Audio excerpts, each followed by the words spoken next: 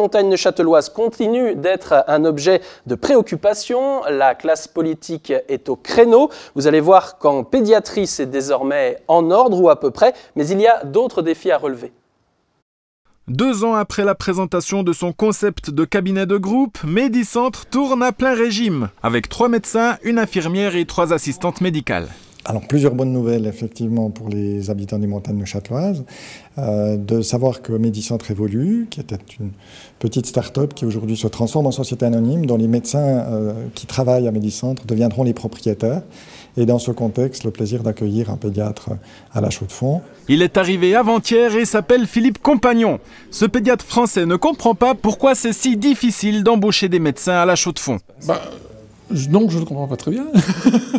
Non, ça m'a un peu surpris parce que, je ne peux pas dire que je connais la ville, mais... Elle vous plaît? Oui, je suis venu un certain nombre de fois, donc pas si effrayant que ça, je trouve. Hôpital démantelé, population en danger. Non, coupez, on va pas le démotiver après 2 jours. On plaisante, il connaît toute l'affaire. En tout cas, avec 9 pédiatres, enfin 5 en équivalent plein temps, La Chaux-de-Fonds est désormais servie dans ce domaine. Mais une autre pénurie se profile. Oui, mais c'est vrai que j'étais contente, ma fille a eu 16 ans, donc elle ne marche plus forcément à la pédiatrie, donc il faut trouver un médecin généraliste.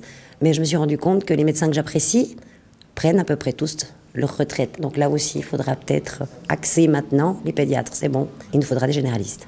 C'est le prochain défi de la ville et des structures comme Medicentre, trouver des généralistes et former la relève.